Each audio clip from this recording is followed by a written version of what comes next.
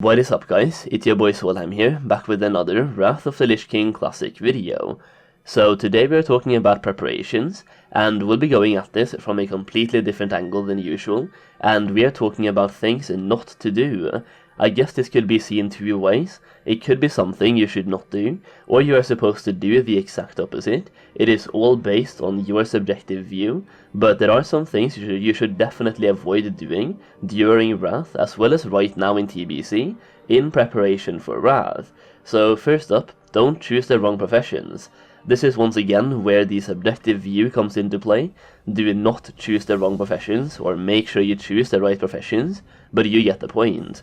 Professions are actually quite important, and while it is not like it currently is in TBC, where if you're playing a mage or a warlock, you need to have tailoring, otherwise you won't get invited to raids. Well, not right now, but in phase 1 that was how it was, due to the tailoring set, which were incredibly strong, but professions are still really important. There are some clear favorites in Wrath: engineering, jewel crafting, and blacksmithing, to name a few, but there's also an argument to be made for having tailoring, if you're a caster, for those tailoring specific enchants.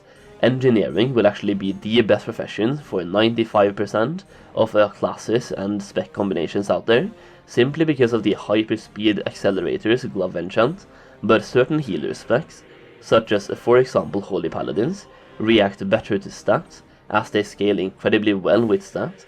So they want to have engineering and blacksmithing, as blacksmithing provides 2 additional socket slots, 3 if you count the belt buckle, but that is available to anyone regardless of whether or not they have blacksmithing, but it's made by blacksmiths, and jewel crafting to get those juicy plus 34 stat sockets, which you can have 3 of by the way, giving you a total of plus 42 stats, as they give you 14 more than normal sockets. Now, as I'm telling you this, engineering, jewel crafting, and blacksmithing are mentioned on pretty much every preparation video available out there, so if you're looking to farm gold in Wrath, there should be a bell ringing in your head right now telling you that mining will be insane for gold farming due to the demand for mining materials, as all of these crafting professions are based on mining materials. In this specific category of the video, it is also worth noting that if we follow the original patch line of OG Wrath, then epic gems from jewel crafters won't be available until Ulduar, so at the beginning of Wrath, having those jewel crafting specific sockets could actually provide a massive boost over the regular sockets. On that same note, the Dragon's Eye gem had their stats bonuses increased in patch 3.2 to accompany the launch of epic gems, so we could also receive a slightly worse edition of the jewel crafter specific sockets in phase 1 and 2 of Wrath Classic as well, even though it is usually based on the last patch's itemization based on item specific changes. Either way though, engineering, jewel crafting, and blacksmithing equals good. Next up, some advice that could come in really handy for the actual launch of Wrath Classic. Avoid playing alone. Make friends right now in TBC Classic, find yourself a guild, ask around in Discord servers, and find people to play with. The best option is to find 4 other people and form a 5-man dungeon group, so you can dungeon level in Wrath. It is not like dungeon leveling in TBC, which was the meta due to the reputational grind for attunements, but think about this: the launch of Wrath will be massive. Right now, it is pretty much the most hyped launch since the launch of Classic WoW itself, and I'm telling you right now that questing in the open world will be incredibly difficult, even if you can enter Northrend in 2 different zones, aka Borean Tundra and Holding Fjord. Questing in the open world means fighting for mob tanks, and will be extremely annoying unless you can get ahead of the pack. And while dungeon farming is theoretically slightly worse, that can easily be made more efficient, because you have no competition for the mob tanks, and most dungeon quests are also available without completing lengthy quest chains in Wrath, unlike TBC, so you can pretty much rush to obtain the dungeon quests, and then just spam dungeons a couple of times each. Another side note to this is that by leveling up with dungeons, you can obtain some real easy gold at level 80, as completing quests at max level converts the experience into gold, and you can get a lot more gold from doing the quests, and you can rush through them with flying and level 80 gear, so it's actually a really decent way to obtain raw gold. Next up, avoid going into Wrath completely broke, so start saving up some gold right now. A lot of things will cost you gold in Wrath. First of all, cold weather flying, then dual talent specialization, raiding consumables, professions for sure, as most best in slot professions for raiding are crafting professions like we just talked about, and you can bet your kidneys that those will be expensive to skill up, and all of this is without even mentioning that Dalaran ring, which will cost you over 10,000 gold fully upgraded, which a lot of classes will want to try to obtain. This means that at the bare minimum, you want to have 12,000 gold lined up per character that you plan on playing on a serious level, plus any additional gold for professions and consumables, so it's a really expensive expansion when you start thinking about it. Speaking of gold though, if you're looking to make as much gold as possible in Wrath Classic, I actually have made a gold guide for Wrath Classic, showing you multiple different ways of making gold. Right now the guide is sitting at over 85 pages of pure gold making information, including gold farms, investments, preparations, and a lot more. The guide will keep getting updated with all of the best gold making information for Wrath, and by purchasing the guide once, you will also get all of the future updates for free, and considering it contains investments from TBC to Wrath as well, the earlier you buy it, the more value you get from it.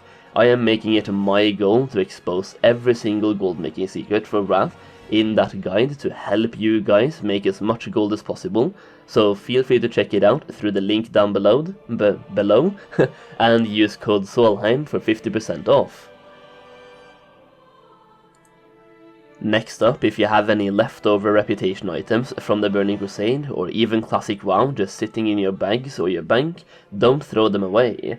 Some reputation items from TBC are still worth auctioning, but more specifically, reputation items will still be needed in Wrath of the Lich King, and it might even refresh the demand for specific reputation items.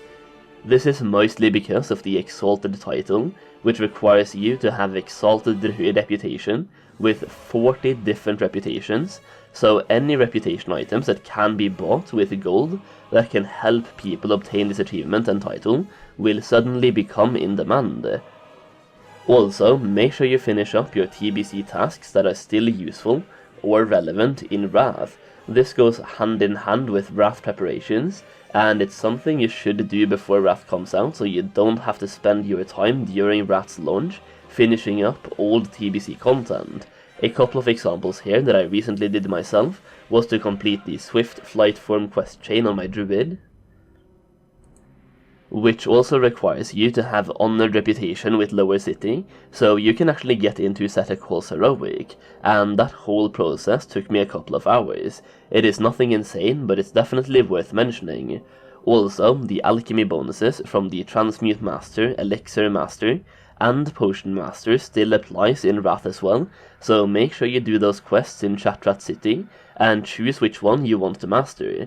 Logistically speaking, the Transmute Master has usually been the most profitable one.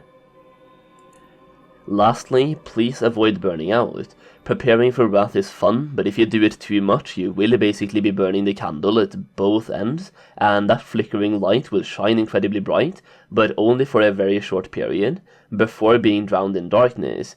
I did the same for TBC, and it ended up with my playing for 3 months, then quitting for 4 months, simply because I was burned out, which was mostly because of me playing way too much, plus I had already started burning myself out of TBC before it even came out, so keep that in mind, keep preparing, but make sure the hype actually lasts all the way through Wrath of the Lich King Classic. It is honestly a great expansion, and it has the potential to be the most memorable time in Classic WoW's history, but at the end of the day, if you go too hard, too fast, too early, you will ruin the experience for yourself, at least in most cases. Oh yeah, one more quick thing, if you're playing a Retribution Paladin, you might want to start in Borean Tundra instead of the Holding Fjord, as there is a quest reward from Borean Tundra, giving you your best in slot Libram, that won't be replaced for quite a while. The quest can also obviously be done at level 80 as well, so if you start in Holding Fjord it's not a problem, but by getting this while leveling up you're hitting 2 birds with 1 stone. And yeah, that is pretty much it, some of the mistakes that you want to avoid during Wrath of the Lich King preparation, and in Wrath of the Lich King Classic itself. But this video really was more focused on the preparation part, thus the WOTLK preparation part of the video title. I do think all of these things are worth knowing about, and now that you do, well, you might be a little bit more prepared for Wrath Classic. Hopefully you enjoyed this video. If you did, please consider giving it a thumbs up, and click that subscribe button so you don't miss out on future videos. Thank you so much for watching, and I'll see you again very soon.